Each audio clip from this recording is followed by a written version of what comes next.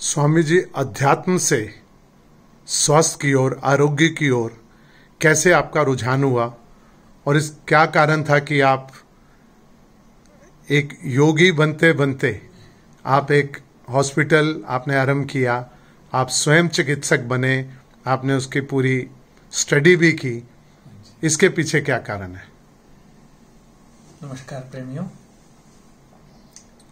ये जो आध्यात्मिक होती है वो अंदरूनी सबके अंदर होती है। इसमें कोई प्रेरणा करने की कोई जरूरत नहीं है। जैसे छोटी उम्र में ही हमारी माँ भक्ति में लीन थी, पिता भक्ति में लीन थे, तो उनको देख के हमें भी भक्ति में लीन होना पड़ा।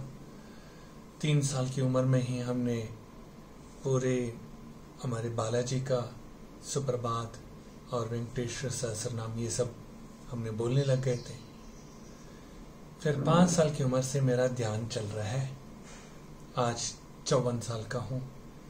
तो इस 39 साल के अंदर मैंने इतनी तपस्या की, इतना भगवान की कृपा हुई कि मुझे आध्यात्मिक में एक एक चीज का अनुभव प्राप्ति हुआ। जैसे अष्टमी नियमों का भी पूरा मैंने ज्ञान प्राप्त किया और योगा में ज्ञान प्राप्त किया। उसके बाद वेदों के अंदर 4 वेदों का वर्णन किया, तैत्तिरीय उपनिषद का भी वर्णन किया।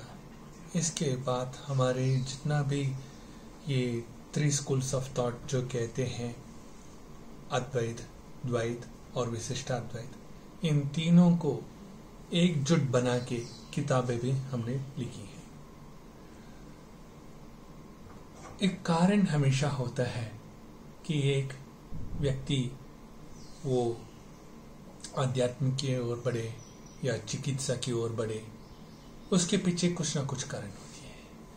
तो छोटी उम्र में ही, बाल अवस्था में ही, जैसे ही मैं पैदा हुआ था, तब मेरे जो स्पाइनल कॉर्ड कॉक्सिस जो होती हैं वो मुड़ा हुआ था और वहां पे नॉट था, जिसका कोई अनुभव ना ही माता पिता का था ना ही मुझे था।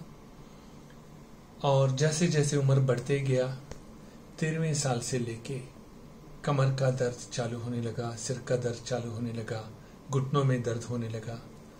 फिर जैसे मैंने स्कूलिंग पास आउट कर लिया, फिर कॉलेज के अंदर एंटर हुआ, तब जाके पता चला कि कुछ समस्या ज़्यादा ही बढ़ रही है और जिसकी वजह से मेरी नींद पूरी खत्म हो गई। तो 13 साल की उम्र से जब नींद खत्म हुआ, उस वक्त से आज तक मैं रात को पूरा ध्यान करता हूँ।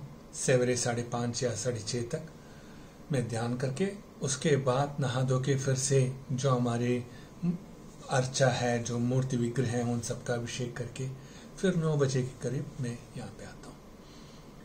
तो ऐसे जब आध्यात्मिक एक और चलता रहा और दूसरी तरफ से मानसिक पीड़ा और शारीरिक पीड़ा ये चलती रही, तब सत्य साईं बाबा जी ने उनका अनुग्रह मुझे प्रदान किया और मर्म चिकित्सा के बारे में मुझे बताया।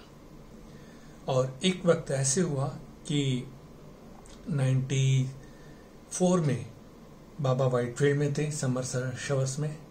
वहाँ पे जाके मैं मिला उनको।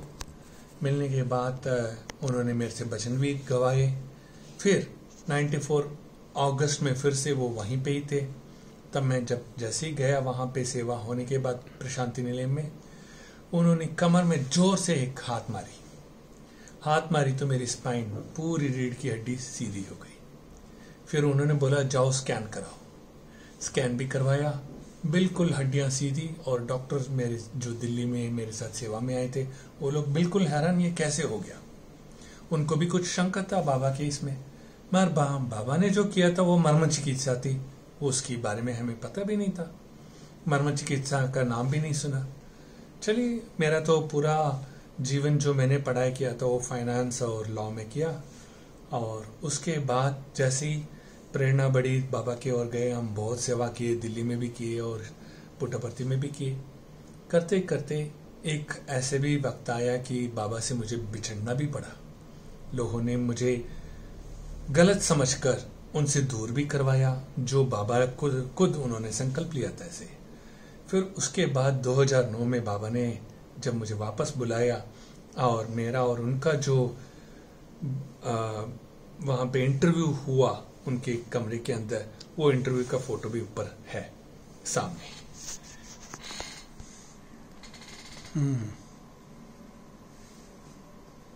तो ये इंटरव्यू मेरा ये पहला या दूसरा इंटरव्यू नहीं है, ये मेरा 50th इंटरव्यू है जो उनके साथ हुआ था।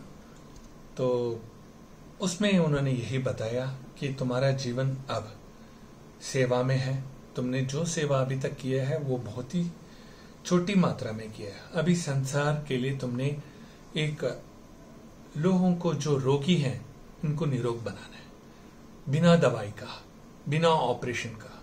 तो उसके लिए तुम्हें पूरा ज्ञान दे रहा हूं। जो तुम्हारी कमर मैंने सही की थी उसको कहते हैं मर्म चिकित्सा। और जिस तरह से मैं तुम्हें ज्ञान ये प्रदान कर रहा हूं, इसमें तुम आगे बढ़ोगे, इसकी डॉक्टरेट करोगे और उसके बाद बहुत सारे रोग जो भी तुम्हारे पास आते हैं वो रोग से विमुक्त हो जाएंगे करके उन्होंने आशीर्वाद किया। और इसी बीच में जब मेरे पिताजी का भी 2007 में देहांत हुआ और उनका भी स्टमक कैंसर होके वो गुजरे थे, और उनकी समस्या ऐसी थी कि वो सुप्रीम कोर्ट के बहुत बड़े एडवोकेट थे और बड़े पैनल में ही बैठा करते थे, और उन्होंने supreme court service ruling 45 volume उन्होंने लिखा था उस जमाने में। 2005 में उनकी 45th वॉल्यूम रिलीज हुई थी। उसके बाद वो पूरा मैंने ही उनको कंपाइल भी करके दिया था लाइब्रेरी में बैठ के। ये सब हुआ। फिर वो जब भी देखिए एक चेन स्मोक करते, यानी कि उनको जब भी थोड़ा बहुत उनको लगता है परेशानी हो रही है उनको, या किसी को केस में से बचाना है, तो तुरंत स्मोक करते थे। उनको वो एक हैबिट था। उसके अलावा वो दिल से इतने साफ थे, कभी भी उन्होंने सुप्रीम कोर्ट का कुछ फायदा नहीं उठाया, ना ही अपने वकील होने का फायदा उठाया। जो भी है मिनिमम 5,000 रुपए, 6,000 रुपए, 4,000 रुपए इतना ही फीस लेते थे। और एक बिल्कुल ब्राह्मण परिवार में जैसे होते हैं वैसे वो एक ब्राह्मण की जीवन ही जीते थे। उसके बावजूद भी ये स्मोकिंग जो होती है, मैं आपको इसीलिए मैं बता रहा हूं कि कितना दुर्घटना हमें दे सकती है। यानी कि उनका पूरा इंटेस्टाइन गल गया, जिसकी वजह से लोगों की सेवा करते करते अपना जीवन को उन्होंने बर्बाद कर लिया और तड़प तड़प के उनको अपना प्राण छोड़ना पड़ा। तो वो मेरे दिल में हमेशा रह गया था। फिर मैंने सोचा कोई भी हो जीवन में, उनका जीवन को आगे अच्छा रास्ते में लेके जाने के लिए, मार्गदर्शन करने के लिए जो सत्य साईं बाबा जी ने मेरे ऊपर अनुकंपा की है इस ज्ञान का, इस ज्ञान से मैं बहुत रोगियों को निरोग कर दूंगा। और इसी प्रकार ये हॉस्पिटल हमने छोटा सा पॉलीक्लिनिक से स्टार्ट हुआ और विकलांग बच्चों के लिए हमने स्टार्ट किया, वृद्धों के लिए स्टार्ट किया। आज ये हमारा एक आयुर्वेदा कॉलेज है जो मिनिस्ट्री ऑफ आयुष से अप्रूव्ड है, राजीव गांधी यूनिवर्सिटी एफिलिएट किया हुआ है, एनसीएसएम में इसका पूरा गवर्निंग बॉडी है। उसके साथ साथ हम यहाँ पे जितने भी रोगियां आए हैं, पता नहीं अनगिनत हैं, मैंने आज तक रिकॉर्ड नहीं देखा। जहां तक मुझे ज्ञान है, इन 20 सालों के अंदर, ये कॉलेज बनने से पहले, हॉस्पिटल बनने से पहले, आज तक इन 20 सालों में मैंने कम से कम लाखों रोगियों का जो मस्कुलोस्केलेटल डिसऑर्डर है, कार्डियोवैस्कुलर डिसफंक्शन है, गैस्ट्रोइंटेस्टिनल डिसऑर्डर्स हैं, या माइग्रेन है, या हाई ब्लड प्रेशर है, या वेरिकोस वेन है, जो भी है, इन सबको आर्टरीवेनस नेक्रोसिस एंड मालफॉर्मेशन, ये बहुत ही सीरियस केस होता है। तो ऐसे केसेस को केवल 5 दिन से 10 दिन के अंदर, जिनका मल्टीपल ऑर्गन फेलियर डिफरेंट होता है, उनका भी हमने इस रोग को निवारण किया है। साथ साथ रीनल के केसेस बहुत आते हैं, उन सबको रिवर्स भी हम करते जा रहे हैं। तो ये भगवान की कृपा है। क्या बात है जी। हाँ जी। तो अभी इसकी आगे की क्या योजना है आपकी? अभी हम यही करना चाहते हैं कि आजकल का जो लॉबी बना हुआ है, आप देख सकते हैं, फार्मा लॉबी। फार्मा लॉबी में भी आप देखेंगे अभी 2 तरह का फार्मा लॉबी हो गया। पहले तो ये कि एक था ये मॉडर्न का, जितना भी कन्वेंशनल सिस्टम ऑफ मेडिसिन का चल रहा था, उसका ज्यादा ही ज्यादा यहाँ पे आप देखेंगे तो लॉबी फार्मा का बहुत ज्यादा चल रहा था, जिसकी वजह से दवाइयों की जो प्रोडक्शन है वो ज्यादा हो रहा था। आप कोई भी एक दवाई, छोटी दवाई भी आप लेंगे, उससे आपका रोग ज्यादा बढ़ जाता है। इसका कारण मैं आपको साफ कह देता हूं। एक ब्लड थिनर है, ब्लड थिनर का मतलब एकोस्प्रिन। आप एकोस्पिरिन लेते हो तो उसकी इम्पैक्ट कहाँ पे आती है, आपको गैस्ट्रोइंटेस्टिनल ट्रैक्ट के अंदर आ जाती है। एक बार वो आ गया यानी कि आपका स्टेनोसिस परमानेंट हो गया समझिए।